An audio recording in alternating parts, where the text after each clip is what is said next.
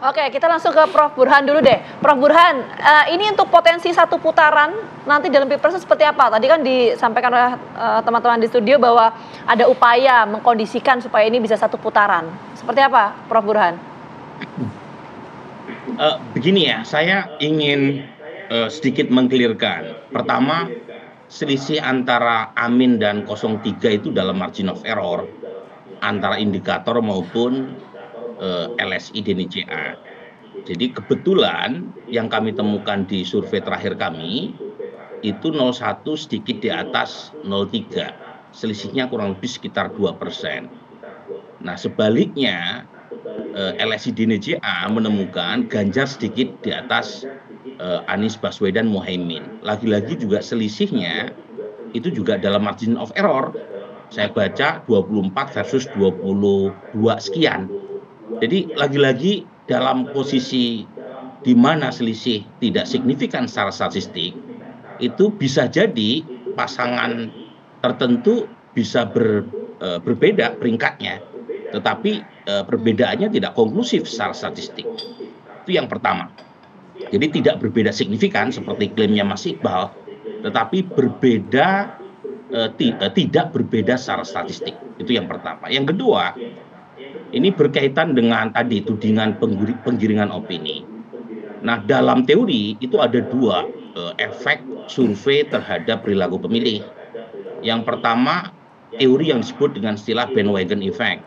Yang kedua, teori yang disebut dengan istilah underdog effect. Nah, teori yang pertama itu berkaitan dengan asumsi jika survei dirilis itu akan mempengaruhi pemilih untuk mengikuti calon yang dianggap potensial sebagai pemenang. Nah, sebaliknya ada teori yang membantah underdog bandwagon effect, yaitu namanya efek underdog, yang justru sebaliknya asumsi yang dibangun oleh teori ini. Jika survei merilis misalnya 02 sebagai pemenang, menurut teori underdog itu justru pemilih simpati pada calon presiden yang ditemukan selalu kalah dalam survei. Nah, kami di indikator itu pernah melakukan survei secara sistematik untuk menguji dua efek ini.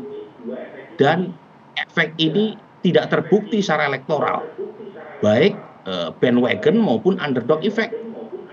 Jadi kami tidak menemukan bukti yang meyakinkan bahwa jika survei dirilis, itu kemudian pemilih akan berbondong-bondong ikut kereta pemenang. Contoh ya, selama 2021, 2022, sampai 2023, itu yang sering kami prediksikan unggul dalam survei pada saat itu adalah Ganjar Pranowo. Dan waktu itu Bung Masinton nggak pernah protes ke saya tuh. Hampir 2 tahun kita temukan Ganjar Pranowo unggul. Dan kalau misalnya teori bandwagon effect ini terbukti, harusnya makin banyak dong dukungan ke Ganjar. Bukan hanya saya, semua lembaga survei menemukan saat itu Mas Ganjar berada di peringkat teratas dengan selisih yang signifikan. Tapi kan ternyata enggak gitu.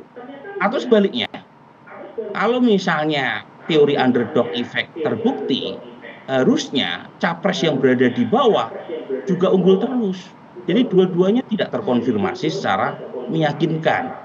Jadi poin saya gitu ya, saya tidak ingin mengatakan bahwa survei ini hasil akhir. Survei itu valid pada saat data collecting itu dilakukan.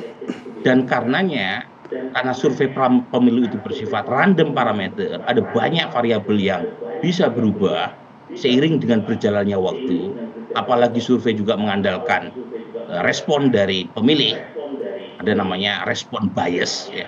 Kalau misalnya respondennya tidak jujur ya tentu, atau berubah pilihannya, prediksi survei bisa salah. Dan karenanya semakin sering survei dilakukan jelang pemilu, semakin baik kualitasnya. Nah, tadi beberapa yang disebut sebagai contoh survei meleset, itu survei yang dilakukan beberapa bulan sebelum pemilu. Nah, kalau misalnya kita tidak percaya survei, kenapa kita percaya sama quick count? Padahal quick count sama survei sama-sama pakai statistik, pakai sampling. Jadi yang berbeda adalah parameternya. Kalau quick count itu parameternya sudah fix karena data rekapitulasi suara sudah dihitung di TPS. Kalau survei pra-pemilu itu parameternya random, karena masih ada Oke, perubahan Prof waktu. Burhan. Dan di situ ada informasi Ya, yang oke. baik buat semua paslon untuk bekerja secara sistematik dalam rangka ya upaya untuk memenangkan hasil akhir nanti. Begitu kira-kira. Oke, kita Ini tangkap saya poinnya, ngomong Prof Oke, begini Burhan. sambil jelas. ngoreksi nilai gitu ya, Ya, menikmati oke. perdebatan. Oke, kita langsung ke Mas Aji. Mas